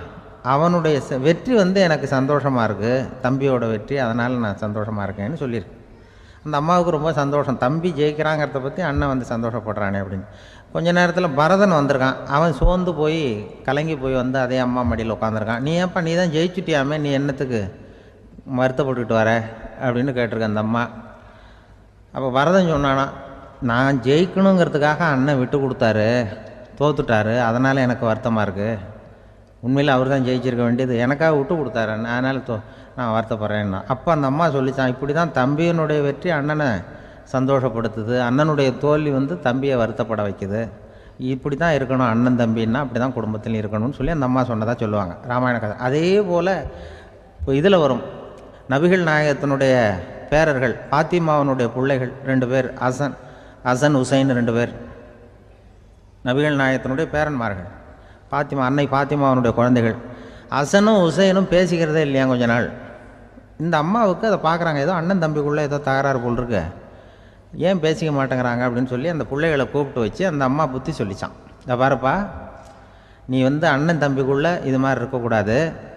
உங்கள் பாட்டனார் ஒரு புத்திமதி சொல்லியிருக்காரு, உனக்கு தெரியுமா? ஒரு முஸ்லீம் இன்னொரு முஸ்லீமோடு 3 நாட்களுக்கு மேல் பேசாமல் இருந்தால் அது அவனை கொலை செய்வதற்கு ஒப்பாகும் அப்படின்னு நபிகள் நாயகம் சொல்லியிருக்கார், தெரியுமா உனக்குன்னு அந்த அம்மா சொல்லிச்சான். அப்போ அந்த தம்பிக்காரர் சொன்னாராம், ஹுசைன் சொல்லியிருக்கார், அதுவும் எனக்கு தெரியும். அதே தாத்தா பாட்டனார் என்ன சொல்லியிருக்காருன்னா, அந்த 2 பேரில் யார் முதல்ல சலாம் சொல்கிறாங்களோ, யார் முதல்ல முன்னாடி பேசுகிறாங்களோ அவங்களுக்கு சொர்க்கம் கிடைக்கும், இறைவனுடைய ஆசி கிடைக்கும்னு சொல்லியிருக்கிறார். அந்த ஆசி அண்ணனுக்கு கிடைக்கட்டுமேங்கிறதுக்காக நான் பேசாமல் இருக்கிறேன் அப்படின்னா. அந்த ராமனும் பரதனும் எப்படி இருந்தாங்களோ அப்படி தான் ஹசனும் ஹுசைனும் இருந்திருக்கிறார்கள். அந்த பாசம்தான் குடும்பத்தில் வேணும். குடும்பத்தில் அண்ணன் தம்பி எப்படி நடந்துக்கணும், அம்மா பிள்ளை எப்படி நடக்கணும் அப்படிங்கிறது தான். ஏன்னா அம்மாவுக்கு வந்து எப்போதுமே பிள்ளைங்கள் வந்து அம்மா பக்கம்தான் இருக்கும். அம்மா பிள்ளைங்க தான் அதிகம். இதில் ஒரு பெரிய நீதிபதி இருந்தார் சென்னையில், உண்மையாக நடந்தது. சென்னையில் ரொம்ப காலத்துக்கு முன்னாடி காந்தி இருந்த காலத்தில் சென்னையில் ஒரு நீதிபதி, அவர் ஒரு நாள் கோர்ட்லாம் விட்டு ரொம்ப கஷ்டப்பட்டு ராத்திரி சும்மா போய் உடனே வீட்டுக்கு வரல. கோர்ட்டினுடைய நடவடிக்கை முடிஞ்சு வீட்டுக்கு வராமல் போய் எங்கெங்கேயோ போய் சுற்றிவிட்டு அந்த நண்பர்களோடு அப்படி உல்லாசமாக அப்படி கொண்டாடிவிட்டு நடுராத்திரிக்கு வந்திருக்கிறாரு வீட்டுக்கு 1 மணிக்கு. அப்போ அந்த வயசான அம்மா வாசல்லையே காத்துக்கிட்டு இருக்கு. புள்ள போச்சு நீதிபதி இன்னும் வந்து சேரலேன்னு வாசல்லே நின்றுட்டு இருந்துதான். அப்போ அது வந்த உடனே பலார்னு அரைஞ்சி விட்டாங்களாம் அந்த அம்மா. ஏன்டா அவ்வளோ தூரம் எங்கே போனேன், என்ன தான் நீதிபதியாக இருந்தாலும் அவங்களுக்கு புள்ள தானே, பலார்னு அரைஞ்சி விட்டாங்க. உடனே அவர் கலங்கி போய் அழுதாராம். மறுநாள் கேட்டிருக்காங்க அந்த பக்கத்தில் இருந்தவங்க, ஏன் நீ வந்து பெரிய நீதிபதி, பெரிய பதவியில் இருக்க, அதனால் உன்னை உங்கள் அம்மா அடிச்சிட்டாங்கன்னு அழுதியா அப்படின்னு கேட்டாங்களாம். அப்போ அவர் சொன்னாராம் நீதிபதி, இல்லை நான் வந்து இது மாதிரி எங்கள் அம்மாக்கிட்ட அடிக்கடி அடி வாங்குவேன், எப்போதும் அவங்க அடிக்கிற அடி பலமாக விழும், இப்போ அவங்க அடித்தது எனக்கு வலிக்கவே இல்லை, அந்த அளவுக்கு அவங்களுக்கு வயசாகிட்டுதே, பலம் குறைஞ்சிட்டுதேன்னு நினச்சி அழுதேன் அப்படின்னுக்காரான். அதுதான் புள்ள அம்மா பேரில் உள்ள பாசங்கிறது. இதே போல் நான் சொன்னது மாதிரி முன்னாடி இவர் ஒரு இறைநேச செல்வர் ஒருத்தர் இருந்தார். ஒரு அம்மா வந்து எனக்கு அப்பா தண்ணி கொடுப்பா அப்படின்ட்டு படுக்கையில் இருந்த அம்மா. இவர் ஏதோ படிச்சுக்கிட்டு இருந்தவர், ஒரு சின்ன இளைஞர், உடனே ஓடி போய் ஒரு குவளையில் தண்ணி எடுத்துகிட்டு போய் அம்மாவுக்கு முன்னாடி நிற்கிறார். முன்ன அந்த அம்மா அதுக்குள்ளே தூங்கி போச்சு. இவர் அந்த தண்ணியை வச்சுக்கிட்டு அவர் பாட்டு நிற்கிறார். விடிஞ்சு போச்சு. விடிகிற சமயத்தில் அந்த அம்மா முடிச்சு பார்க்குது, பையன் தண்ணியோட கையில் வச்சுட்டு நிற்கிறார். ஏம்மா என்னப்பா நீ ராத்திரி பூரா தண்ணியோடு நின்றுட்டு இருக்கிறியா எனக்கா அப்படின்னு. அப்பா அவர் சொன்னாராம், ஆமாம்மா ராத்திரி தண்ணி தாகமாக இருக்குன்னு கேட்டிங்க, உடனே தண்ணி கொண்டு வந்துட்டேன். ஓடி வந்து பார்க்கும்பொழுது நீங்கள் தூங்கிக்கிட்டு இருந்தீங்க. தூங்கிட்டு இருக்கும்பொழுது உங்களை எழுப்ப வேண்டாம், தூக்கத்தை கெடுக்க வேண்டாம்னு நான் நினச்சேன், அதனால் எழுப்பலை. தூக்கம் முழிக்கிற சமயத்தில் உடனே தாகமாக இருக்கும், தண்ணி குடிக்கணும்னு ஆசைப்படுவீங்க, அதனால் தண்ணியை பக்கத்துலேயே வச்சுட்டு நிற்கிறேன் அப்படின்னு அந்த இளைஞர் சொன்னாராம். அப்படியே கட்டி பிடிச்சிட்டு நீ பிற்காலத்தில் பெரிய அறிஞராக வருவேன்னு சொல்லி அந்த அம்மா வரணும்னு சொல்லி இறைவனை வேண்டாங்களாம். அவர் தான் இஸ்லாமிய மார்க்கத்தில், தீன் மார்க்கத்தில் பெரிய ஆளானது. அதாவது ஷர்புதீன் யாஹ்யான்னு ஒருத்தர், அவர் பெரிய இஸ்லாமிய பேரறிஞராக வந்தார். இப்படி அம்மா பேரில் பாசமாக உள்ளவங்கள்லாம் இருந்தாங்க நிறையா. அப்படி அந்த குடும்பத்தில் வந்து அந்த பாசம் நேசம் எவ்வளவு இருக்கோ அவ்வளவுக்கு அவர்கள் உயர்வார்கள்ங்கிறது தான் நம்முடைய பெரிய இதெல்லாம் பெரியவங்கள்லாம் சொல்லியிருக்கிறது அதுதான். அதனால தான் அந்த கணவனுடைய பங்கு என்ன, மனைவியினுடைய பங்கு என்ன, பிள்ளைகளுடைய பங்கு என்னங்கிறத பற்றி ரொம்ப விவரமாக சொல்கிறதுக்காக தான் அதை பற்றி நாம் சிந்திக்க வேண்டிய நேரம் இதுங்கிறதுனால தான். கணவனுக்கு வந்து இது வந்துடக்கூடாது, அதாவது கோபம் வரக்கூடாது, நிதானம் வேணும் அப்படின்லாம் சொல்லுவாங்க. நிதானம், கணவன் வந்து கோபப்படக்கூடாதுமா. அதுக்கு நாங்கள் மனுஷனுக்கு சினம் தவிர்த்தல்னு பயிற்சியெல்லாம் கொடுக்குறாங்க. இப்போது மனுஷன் கோபப்படாமல் இருக்கணும், போகணும் வரணும், அதுக்கு சொல்லுவோம் நாங்கள். சும்மா கதை ரூபமாக சொல்கிறது. அங்கே வேதாத்திரி மகரிஷின்னு இருக்கார், அவர் இதில் வந்து சினம் தவிர்த்தல்னு பயிற்சியை கொடுப்பாங்க. குடும்ப தலைவர்கள் பெரியவங்கள்லாம் வந்து அந்த பயிற்சியை எடுத்துக்கணும். என்னை கூப்பிட்டாங்க ஒரு தரம், சினம் தவிர்த்தல்னு ஒரு பயிற்சி கொடுக்குறோம், அதில் நீ வந்து பேசுன்னாங்க. நான் சொன்னேன், நான் பயிற்சிக்கு வேணா வரேன், என்னை பேச வேண்டாம் சார், நான் வந்து பயிற்சி கற்றுக்கிறேன். என்ன இல்லை நீ அதெல்லாம் பயிற்சி நாங்கள் கொடுக்குறோம், நீ உனக்கு என்ன தெரியுமோ சொல்லு, மனுஷன் கோவப்படாமல் இருக்கணும், அதுக்கு ஏதாவது வழி சொல்லிட்டு போ அப்படின்னு கூப்பிட்டாங்க. சரின்ட்டு போனேன். போய் அங்கே போய் நான் சொன்னேன், இது மாதிரி எனக்கு தெரிஞ்சது ஒரு கதை மாதிரி சொன்னேன். மீனம்பாக்கம் ஏர்போர்ட், அங்கே ஜப்பானுக்கு போக வேண்டிய ஒரு பிரயாணி லக்கேஜோடு நிற்கிறார் நிறையா. இதை வாங்கி பிளேனில் ஏற்றக்கூடிய ஒரு தொழிலாளி அவர்கிட்ட ஒரு சண்டை போடுறார், அடிக்க போகிறார், திட்டுறாரு, கண்டாமலான்னு திட்டுறார். அவர் இதை ஒருத்தர் பார்த்துக்கிட்டே இருக்கார். அந்த சினம் தவிர்த்தல் பயிற்சி கொடுக்குற பேராசிரியர் ஒருத்தர் பார்த்துக்கிட்டே இருக்கார். இது எப்படி இவன் இந்த ஆள் அவ்வளவு கோபமாக அடிக்க போகிறான், திட்டுறான் அந்த பெரிய மனுஷன், இவர் பதிலுக்கு அவர் திட்டவே இல்லையே. அந்த தொழிலாளி சிரிச்சுக்கிட்டே சரி சார் சரி சார் அப்படின்னுட்டே இருக்கான். இவர் லக்கேஜை வாங்கி பிளேனில் ஏற்றுற தொழிலாளி இப்போ கண்ணாவன அடிக்க போகிறான், திட்டுறான், முகம் செவந்து போச்சு. இவருக்கு என்ன ஆச்சரியம்னா, இந்த ஆள் இவ்வளவு கோவப்படுறான், அதை வாங்கி அந்த தொழிலாளி கொஞ்சம் கூட முகத்தில் கோபமே படலையே, சிரித்த முகத்தோடு இருக்கானே, இவன் வந்து நமக்கு பயிற்சி வகுப்பு எடுக்கலாம் போல இருக்க அப்படின்னு இவர் நினச்சிட்டார். ரொம்ப நேரம் அவர் கத்திக்கிட்டு இருந்தார். சரி சார் சரி சார்ன்ட்டு அதை வாங்கிட்டு அவர் போயிட்டார். போனதுக்கப்புறம் இவர் இந்த ஆள் அப்புறம் பிளேன் வந்தது, ஏறி அவர் போயிட்டார், ஜப்பானுக்கு போயிட்டார். அதுக்கப்புறம் இந்த சினம் தவிர்த்தல் பேராசிரியர் ஓடி போய் அந்த தொழிலாளியை பிடிச்சி கொண்டு வந்தார். இந்த பாருப்பா, நான் வந்து காலையிலேருந்து பார்த்துக்கிட்டு இருக்கேன், அந்த ஆள் உன்னை அடிக்க வந்தான், திட்ட வந்தான், இவ்வளவு கோவப்படுறான், உனக்கு பதிலுக்கு நீ கோவமே படலையே, உனக்கு கோவமே வராதா, அது எப்படி நீ சினம் தவிர்க்கிறது, எப்படி உனக்கு கோவமே வரலையா அப்படின்னு கேட்டிருக்கார். அப்போ அந்த தொழிலாளி சொன்னாராம், அப்படி இல்லை சார், மனுஷன்னு பிறந்தால் கோவம் படாமல் இருக்க முடியாது, எல்லாருக்கும் கோவம் வரும், அது அவங்கவுங்க வழியில் டீல் பண்ணுவாங்க, நான் அதை என் வழியில் டீல் பண்ணேன், அவ்வளோதான். அப்போ அவர் திட்டும் பொழுது உனக்கு கோபம் வந்தது தானே? வந்தது சார். அப்போ அது எப்படி டீல் பண்ணேன்னு கேட்டிருக்கார். அப்போ இவன் சொன்னான், நான் ஒன்றும் இல்லை சார், அந்த பிரயாணி வந்து இப்போ ஜப்பானுக்கு போயிட்டுருக்கார், அவர் லக்கேஜெலாம் அமெரிக்கா போயிட்டுருக்கு,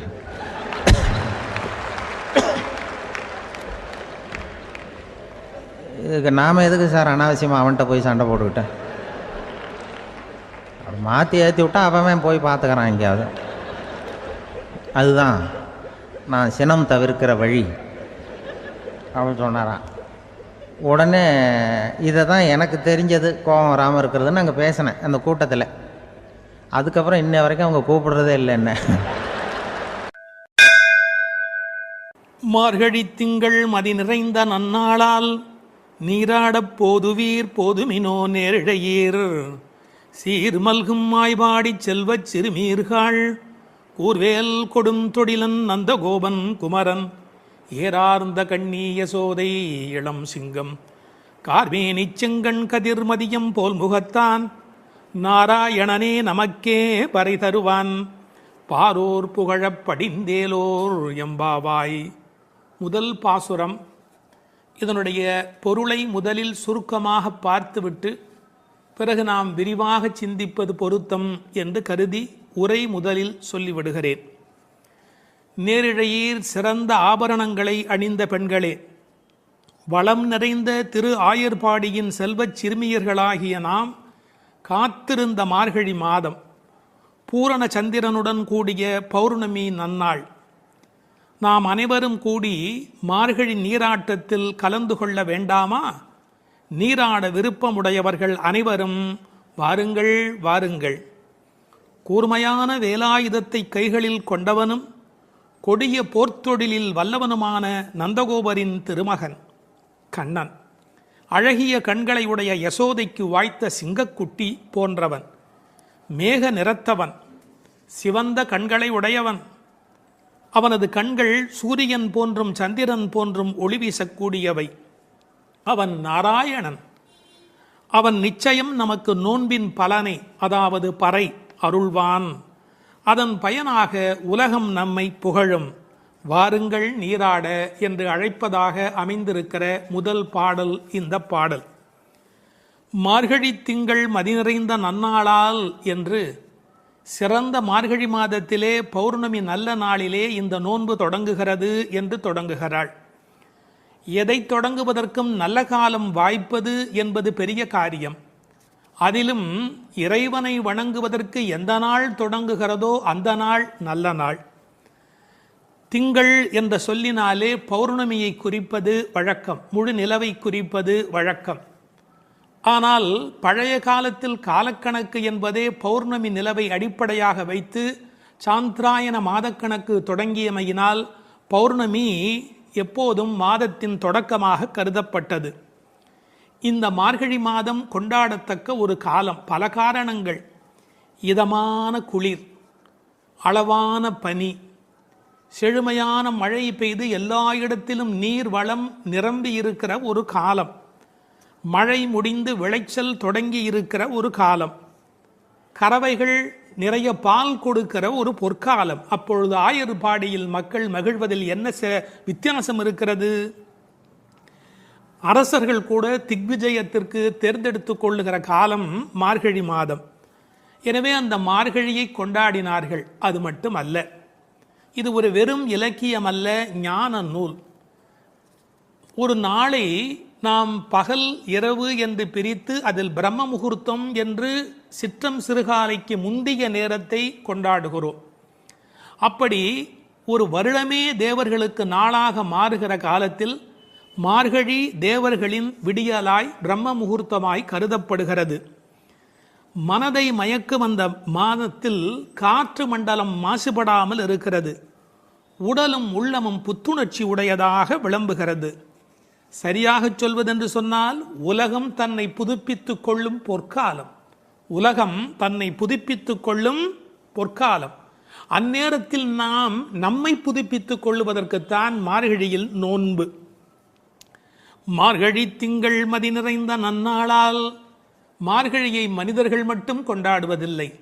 நான் மாதங்களில் மார்கழி என்று கீதையில் கண்ணன் தன்னை மார்கழியாகவே அடையாளம் காணுகிறார். மதி நிறைந்த நன்னாள் என்றாள். ஒரு சின்ன குறிப்பு இருக்கிறது. மதி நிறையும் போது மதி குறையும். என்ன? மதி நிறையும் போது மதி குறையும். பௌர்ணமி நாளில் சில பேருடைய மதி பாதிக்கப்படும். ஆங்கிலத்தில் லுனார் என்ற சொல்லும் லுனாட்டிக் என்ற சொல்லும் ஒன்றுக்கொன்று தொடர்புடையவை. உணர்ச்சி மேலோங்குவதால் மனம் தடுமாறுகிற காலம் மதி நிறைகிற காலம். நாம் உணர்ச்சியை வென்று அறிவை கொண்டு இறைவனை அடைய வேண்டும் என்பதற்காக அந்த மாதம் கொண்டாடப்படுகிறது. மார்கழி மாதத்தின் பௌர்ணமி கொண்டாடப்படுகிறது. மூன்த் என்ற சொல்லும் மந்த் என்ற சொல்லும் ஒன்றிலிருந்து ஒன்று அடிப்படையாக பிறந்தது என்று ஆங்கிலத்திலே ஒரு கணக்கு உண்டு. எனவே மார்கழியை கொண்டாடி அதில் பௌர்ணமியை கொண்டாடுகிறார்கள். ஒரு பெரிய அழகு, இவர்கள் நாள் பார்த்து தொடங்கினார்களோ இல்லையோ, நல்லது தொடங்கும் போது நாள் தானே வாய்க்கிறது. கோல் விழுக்காட்டிலே விழுந்தாற் போலே என்று உரை எழுதுவார்கள். தெருக்களை அடைத்த ஒரு கோலம். வீட்டு வாசல் முகம் கழுவி சாணி தன் தலையில் ஒரு பரங்கிப்பூ கிரீடத்தை வைத்திருக்கிற அருமையான வேளை. புதுமணல் பூத்த ஆற்று வெளியில் நிலவின் தகதகப்பில் கருப்பு கண்ணனுடன் கைகோர்த்து கோபிகைகள் குறவை கூத்தாடி அந்த புண்ணிய பொழுது. அந்த பொழுதை நினைத்து ஸ்ரீமத் பாகவதத்தில் பேசப்படுகிற அந்த காலகட்டத்தை நினைத்து இந்த பெண்கள் அந்த காலத்தை கொண்டாடினார்கள். நீராட போதுவீர் போதுமினோம். இறைவனை வணங்குவதற்கு எந்த தகுதியும் தேவையில்லை. வருகிற விருப்பம் ஒன்று மட்டும் போதும். அதைத்தான் போதுவீர் போதுமினோ என்ற வார்த்தையினால் சொன்னாள். போகிறவர்களை போகவிட்டு அவர்கள் புற அழகு பார்த்திருக்கிறாள். மற்ற இடங்களில் போட்டி இருக்கலாம். கடவுளை தரிசிப்பதில் மனிதனுக்குள் போட்டி இருக்கக்கூடாது, பொறாமை இருக்கக்கூடாது. இந்த உலகத்தில் தின்பண்டங்களை கூட பங்கிட்டு உண்ண வேண்டும் என்று நினைக்கிற போது கண்ணனோடு செய்கின்ற கலவியினை கண்ணனோடு கலந்து பழகுகிற வாய்ப்பை எல்லோரும் சேர்ந்து பருகிக் கொள்ள வேண்டும் என்பதால் தான் போதுவீர் போதுமினோ என்று சொல்கிறாள். நீராட என்பது ஆற்றில் குளத்தில் ஆடுதல் மட்டுமல்ல. அவன் குணக்கடலில் குளித்தல். அதனால்தான் அடியார்களோடு போக வேண்டும் என்று அழைத்து கொண்டு போகிறாள். எங்கு போவதாக இருந்தாலும் விவரம் தெரிந்தவர்களுடன் போக வேண்டும் என்பதால் விவரம் தெரிந்த பழைய அடியார்களோடு போக வேண்டும் என்று நினைக்கிறாள். இன்னொரு குறிப்பு, கடவுளை கலத்தல் என்பது குளிப்பதை போல் சுலபமானது. அதனால்தான் நீராடப் போதுவீர். எனவே குளிக்க, கடவுளோடு கலக்க, என்றைக்கும் நிலைக்க, கலவி இன்பத்தில் கோபிகைகள் கண்ட அனுபவத்தை சுவைக்க, எல்லாம் சேர்ந்து நீராடப் போதுவீர் என்ற வார்த்தைக்குள் விளங்குகிறது. சில பேருக்கு குளித்தல் உடல் நனைத்தல், சிலருக்கோ அது கழுவுதல், சிலருக்கு அது தெளித்து கொள்ளுதல், சிலர்தான் உண்மையில் குளிக்கிறார்கள். குளித்தல் என்ற சொல் எப்படி பிறந்ததென்றால், குளிர்தல் ஏற்பட்டால் மட்டுமே அது குளித்தல். ஆற்றில் சுடித்தோடும் வெள்ளத்தில் நனைகிற போது ஆன்மா விழிப்படைகிறது. பிரபஞ்ச நுகர்ச்சி நீங்கி நமக்கு ஆத்ம அனுபவம் தானே கிடைக்கிறது. தண்ணீர் ஒரு தியாகி, தான் அழுக்காகி பிறரை தூய்மையாக்கும் ஒரு உன்னத தியாகி. அந்த நீராட்டம் இறை அனுபவம் என்ற பொருளிலே இங்கு பேசப்பட்டது. இது ஆயர்பாடி. எப்படிப்பட்ட ஆயர்பாடி தெரியுமா? சீர்மல்கும் ஆயர்பாடி. செல்வச் சிறுமீர்கள். சீர் என்பது என்ன? பசு, எருமை, ஆடு என்கின்ற செல்வங்கள் நிறைந்திருக்கிற இடம். 3 வகையான கன்று ஈனுவதற்கு முந்தைய பசு, கன்று ஈன்ற பசு, கன்று ஈன்று நிறுத்திய பசு, இப்படி 3 வகையான அந்த ஆனிரையும் நிறைந்திருக்கிற இடம். கண்ணன் பிறந்த பிறகு அவன் கைப்பட்டதாலே எல்லாம் அதிகமாக பால் கறப்பதால் செல்வம் செழித்தோங்கி இருப்பதால் செல்வ சிறுமீர்கள். மாடு என்பது தமிழிலே செல்வத்தை குறிக்கும். ஒரு ஆச்சரியம், கேட்டில் என்கிற ஆங்கில சொல்லும் செல்வத்தின் குறியீடு. சிறுமீர்கள் என்றது என்ன என்றால் கண்ணனுக்கு ஒத்த வயதுடையீர் என்று பொருள். இப்போது யாரை பார்க்க போகிறார்கள்? கண்ணன் திருமாளிகை, அது நந்தகோபருடைய திருமாளிகை. அவர் சாதாரணமானப்பட்டவர் அல்ல, கூர்வேல் கொடுந்தொழிலன். அச்சத்தை ஏற்படுத்துவாரா என்றால் நன்றாக சாதுவாகத்தான் இருந்தால், பசும்புல் சாப மிதியாதவராய் இருந்தார். ஆனால் கண்ணனுக்கு தொடர்ந்து அசுரர்களால் துன்பம் வந்த காரணத்தினாலே எப்போதும் கையில் வேலோடு போருக்கு தயாராக இருப்பதைப் போல் இருக்கிற கூர்வேல் கொடும் தொழிலன் நந்தகோபன். அவன் குமரன், அடங்கி ஒடுங்கி இருக்கிற அழகான அப்பாவிடத்தில் அடக்கமான பிள்ளை. ஏறானந்த கண்ணி யசோதை இளம் சிங்கம். அவள் கண்ணுக்கு அழகு எப்படி வந்து சேர்ந்தது? அழகு, எழுச்சி, இளமை இவையுடைய கண்ணாக அவள் விளங்குகின்றாளே, எங்கிருந்து வந்தது? கண்ணனையே வைத்த கண் வாங்காமல் பார்த்து கண்ணனை கண்ணில் குடியேற்றியதால் வந்த அழகு. ஒரு நல்ல மகனை பெற்றால் தாய் தந்தைக்கு எத்தனை புகழ் பாருங்கள். ஒரு ஆழ்வார் அனுபவிக்கிறார், அழுகையும் அஞ்சினோக்கும் மண்ணோக்கும் தொழுகையும் இவை கண்ட கண்ணீரே என்று அந்த யசோதையின் கண்கள் கொண்டாடப்படுகின்றன. அங்கு இளம் சிறுமி என்ற வார்த்தையை பயன்படுத்தினாள், இங்கு யசோதை இளம் சிங்கம் என்று சொல்லுகிறாள். அப்பாவிடத்தில் குமரன், ஆனால் தாயிடத்திலே எப்போதும் பிள்ளைகள் வம்பு செய்யும் இளம் சிங்கம். கார்மேனி செங்கண் கதிர்மதியம் போல் முகத்தான், கருப்பான உடல், அதில் சிவப்பான கண்கள். செங்கண் என்பதை சிவந்த என்று பொருள் கொள்வதை விட செம்மை என்று பொருள் கொண்டால் இன்னும் அழகு. கதிர்மதியம் போல் முகத்தார், ஒரு முகமே நிலவாகவும் சூரியனாகவும் எப்படி இருக்க முடியும்? முடியும். நீங்கள் நன்றாக நரசிம்மாவதாரத்தை உற்று நோக்கினால், எதிரியான இரண்யகசிபுவை நெருப்பையழ பார்த்தவன் பக்கத்தில் இருக்கிற பிரகலாதனை அன்பு கனிய பார்க்கிறான். ஒரே நேரத்தில் சந்திரனாய், ஒரே நேரத்தில் சூரியனாய் நரசிங்க பெருமாள் இருக்கிறார். சிங்கமே இருக்கும் என்றால் இந்த மற்றைய பெருமானுடைய கருணையினை என்ன என்று சொல்வது? எனவே கதிர்மதியம் போல் முகத்தார். முதல் பாட்டிலேயே நாராயண மகாமந்திரத்தை உச்சரித்து, நாராயணனே ஒரே பரம்பொருள் நமக்கே வரை தருவான். அந்த நமக்கே என்பதில் கவலைப்படாதீர்கள், நமக்கு நிச்சயம். பறை என்பது தோல் கருவியாக அடையாளப்படுத்தப்பட்டாலும் புருஷார்த்தங்களை குறிப்பது, அடைய வேண்டிய எல்லா நிறைவையும் தருவது. பாரோர் புகழப் படிந்தேலோர் எம்பாவாய். இந்த ஊர் புகழும், உலக நலனுக்கு மழை கிடைக்கும், நம்மையும் எல்லோரும் புகழ்வார்கள். படிந்தேலோர், நீரில் நன்கு படிந்து வாருங்கள் என்று அழைக்கிறாள். இது முதல் பாட்டின் பொருள். செய்ய வேண்டியவற்றையும் விலக்க வேண்டியவற்றையும் சொல்லுகிற இரண்டாம் பாடல். வையத்து வாழ்வீர்கள் நாமும் நம் பாவைக்குச் செய்யும் கெரிசைகள் கேளீரோ. பார்க்கடலுள் பையத்துயின்ற பரமன் அடிபாடி நெய்யுண்ணோம் பாலுண்ணோம் நாட்காலே நீராடி மையிட்டெழுதோம் மலர் இட்டு நாம் முடியோம் செய்யாதன செய்யோம் தீக்குறளைச் சென்றோதோம் ஐயமும் பிச்சையும் ஆம்தனையும் கைகாட்டி உய்யுமாறு எண்ணி உகந்தேலோர் எம்பாவாய். பாடலின் பொருள்: இந்த உலகத்தில் வாழும் பேறு பெற்றவர்களே, நாம் நமது இந்த பாவை நோன்புக்கென கைக்கொள்ளும் முறைகளை கேட்டுக்கொள்ளுங்கள். திருப்பார்க்கடலில் யோக நித்திரை புரிகின்ற எம்பெருமானின் திருவடிகளை புகழ்ந்து பாடுவோம். நெய், பால் என்று நாவிற்கு ருசியான பண்டங்களை தேடி நாம் ஓடமாட்டோம், உண்ணமாட்டோம். விடியற்காலையில் நீராடுவோம். உடலை அலங்குபடுத்திக் கொள்ளுகிற கண்ணுக்கு மையிடுதல், கூந்தலுக்கு மலரால் அலங்காரம் செய்து கொள்ளுதல் ஆகிய அழகு செய்யும் செயல்களை ஒதுக்கி வைப்போம். செய்யத்தகாதன என்று விலக்கப்பட்ட செயல்களை ஒருபோதும் செய்ய மாட்டோம். கோள் சொல்லுதலை செய்ய மாட்டோம். முடிந்த அளவுக்கு தான தர்மங்கள் செய்வோம். உய்ந்து போவதற்கான வழியை நினைத்து மகிழ்ச்சியோடு இந்த நோன்பில் நாம் ஈடுபடுவோம் என்பது பாடலின் திரண்ட பொருள். வையத்து வாழ்வீர்கள் நாமும் நம் பாவைக்கு செய்யும் கெரிசைகள் கேளீரோ. வையத்து வாழ்வீர்கள். நான் ஒரு முரண் சொல்லட்டுமா? இந்த உலகத்தில் பல பேர் தனக்குள் மட்டும் வாழ்கிறார்கள். எப்படி? உச்சந்தலையிலிருந்து உள்ளங்காலுக்குள்ளாக அவர்கள் உலகமே முடிந்து விடுகிறது. தான் தான் தான் தான் என்று தன்னை பற்றி மட்டுமே கவலைப்படுகிறார்கள். தன்னில் மட்டுமே வாழ்கிறார்கள். ஆனால் இவர்கள் வையத்து வாழ்வீர்கள்.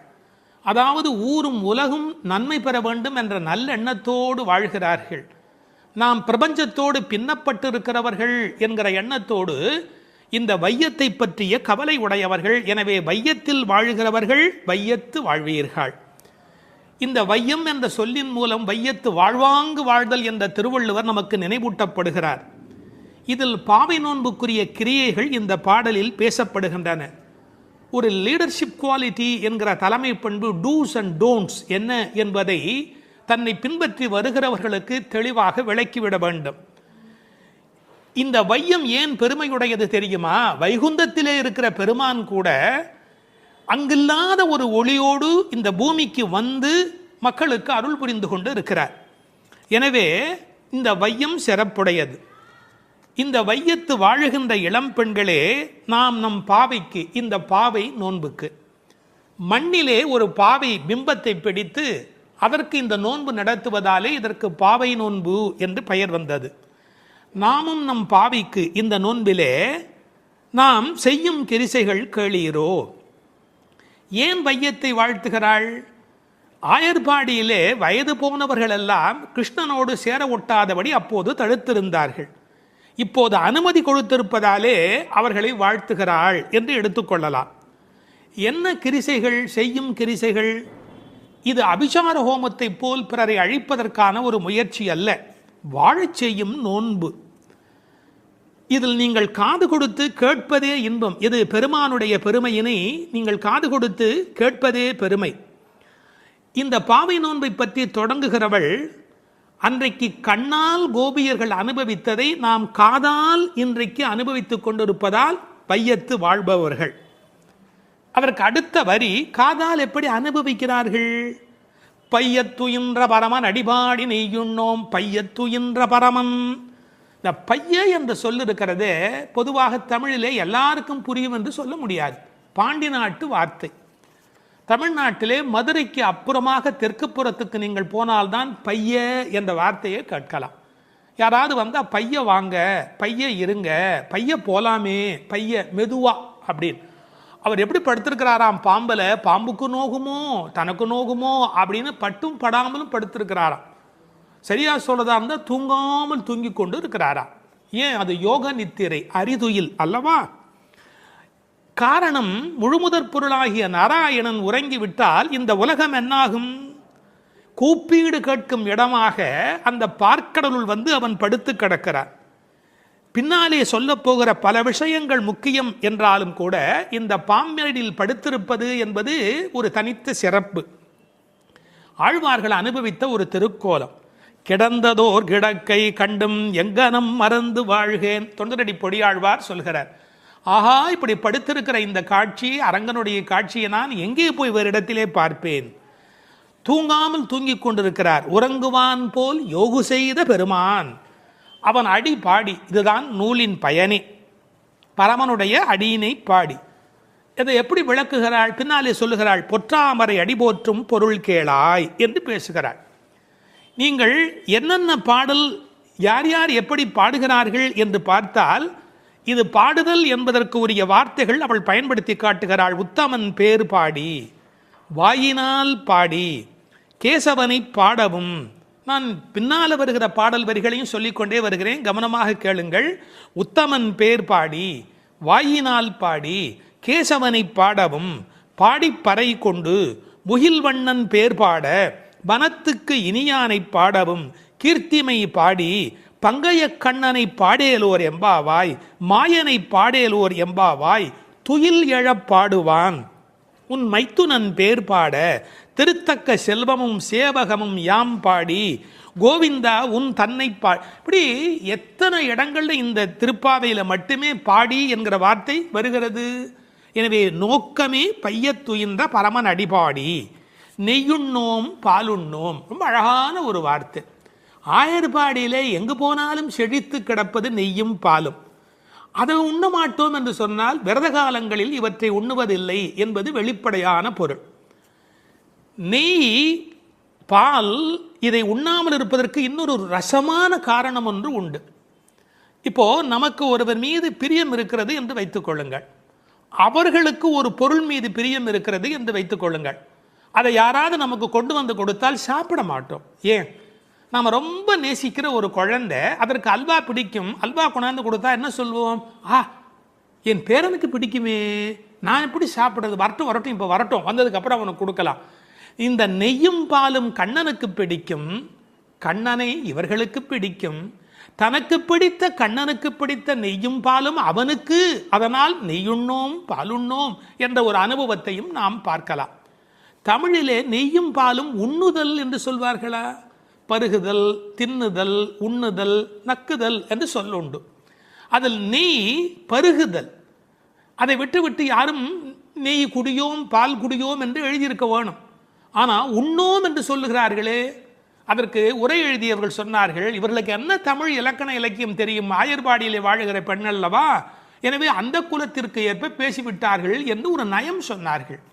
ஆனால் இன்னொரு சிறப்பு இருக்கிறது. உண்ணோம் என்று சொன்னால் நம்மூரிலே வேண்டுமானால் பாலும் நெய்யும் தண்ணீராக இருக்கலாம், ஆயர்பாடியில் கொழுத்து செழித்த காரணத்தால் அது உண்ணத்தகுந்த அளவுக்கு கெட்டியாக இருக்கிறது என்று கொள்ளலாம். இப்படி இவற்றை செய்ய மாட்டோம். நெய்யுண்ணோம் பாலுண்ணோம், நாட்காலே நீராடி, மையிட்டு எழுதோம் மலர்கிட்டு நாம் முடியும். உடலுக்கு ஒப்பனை செய்து கொள்வது என்பது உலக நன்மைக்காக, உலக வாழ்வுக்காக. அத்தகைய காரியங்களை நாங்கள் செய்ய மாட்டோம். காரணம், இது உள்ளத்தை அலங்காரம் செய்கிற காலம். புறம் சுவர் கோலம் செய்து என்று தொண்டரடி பொடியாழ்வார் சொல்வார். இந்த வெளியில் வேஷம் போட்டு எவ்வளவு காலம் இந்த உடம்பையே பாதுகாப்பது? அதனால் விரத காலத்தில் இத்தகைய கவர்ச்சிகளை எல்லாம் விட்டுவிட்டு, ஏனென்றால் அலங்காரம் செய்து கொண்டால் பிறரது கவனம் நம்மீது குவியும், அது அவர்களது வழிபாட்டை குறைக்கும். அதனால் மையிட்டு எழுதோம் மலரிட்டு நாம் முடியும். வாசனை பூ கூட வைப்பது இல்லை. அதில் இன்னொரு பொருள் இருக்கிறது. மலரிட்டு நாம் முடியும் என்றால் காதலில் கண்ணன் வந்து முடித்து விட வேண்டுமே ஒழிய நாங்களாகவே பூ வைத்துக் கொள்வதா? நாம் முடியும் என்று கூட ஒரு பாவனையில் அர்த்தம் சொல்லலாம். செய்யாதன செய்யும், செய்யக்கூடாத காரியங்களை நாங்கள் செய்ய மாட்டோம். பெரியோர்களால் விலக்கப்பட்ட காரியங்களை. நமக்கு மற்றவர் என்ன செய்யக்கூடாது என்று நினைக்கிறோமோ அதை நாம் மற்றவருக்கு செய்யக்கூடாது. என்ன முக்கியம் தெரியுமா? தூய உள்ளமின்றி செய்யும் வழிபாடுகள் பயனற்றவை. கோள் மூட்டுதல், தீக்குறளை சென்று ஓதோம். பிறருக்கு தீங்கு செய்வது என்பது கொடுமையில் மிகப்பெரிய கொடுமை. கோள் சொல்லுதல் என்பது சப்தமில்லாமல் கடிக்கிற ஒரு பாம்பு போலே. கற்களால் ஒருவனை காயப்படுத்துவதை காட்டிலும் சொற்களால் காயப்படுத்துவது மன்னிக்க முடியாதது என்கிறார் திருவள்ளுவர். உயிரை மாய்ப்பதை விட ஒருவன் பெருமையை மாய்ப்பது பாவத்தில் பெரிய பாவம். எனவே தீக்குறளை சென்று ஓதோம். ஐயமும் பிக்ஷையும் ஆம்தனையும் கைகாட்டி. ஐயம் பிக்ஷை என்பது பிரம்மச்சாரிகளுக்கும் சன்னியாசிகளுக்கும் கொடுக்கிற அந்த பொருள் பிக்ஷை. ஐயம் என்பது இல்லறத்தாரும் பசித்து வருகிற போது கொடுப்பது. கேட்டவன் என்ன தகுதியில் இருக்கிறானோ அதற்கு ஏற்ப நாம் கொடுக்க வேண்டும். திருவள்ளுவர் செல்விருந்தோம்பி வருவிருந்து என்று ஒரு வார்த்தை எழுதுவார். செல்விருந்து என்றால் கேட்காமல் போகிறவன், அவனுக்கும் கொடுக்க வேண்டும். வருவிருந்து கேட்டு வருகிறவன். அப்படி ஐயமும் இட வேண்டும், பிக்ஷையும் இட வேண்டும். இதுபோல் கொடுக்கிற விஷயத்தில் பிறரை ஏவக்கூடாது. நாம் நம்முடைய கைகளாலே செய்ய வேண்டும். சில வீட்டில் தானம் போடுகிற போது குழந்தை கையில் கொடுத்து அரிசி போட சொல்வார்கள், கொஞ்சமாக போகுமே என்ற ஒரு எண்ணத்தினாலே. எனவே ஆம்தனையும் கைகாட்டி எவ்வளவு முடியுமோ அவ்வளவு நாம் இந்த உலகத்தில் கொடுப்பதற்கு கடமைப்பட்டிருக்கிறோம். இந்த உலகத்தில் கடவுள் செல்வத்தை உருவாக்கினார், மனிதன் வறுமையை உருவாக்கினான். எனவே கட்டாயத்தால் தருவதை தாண்டி கருணையினால் தருவதுதான் நோன்பினுடைய முழு பயனாக அமைய முடியும். ஐயமும் பிட்சையும் ஆம்தனையும் கைகாட்டி உய்யுமாறு எண்ணி உகந்தேலோர் எம்பாவாய். இதை உய்யும் ஆறு என்று பிரிப்பார்கள். உய்யுமாறு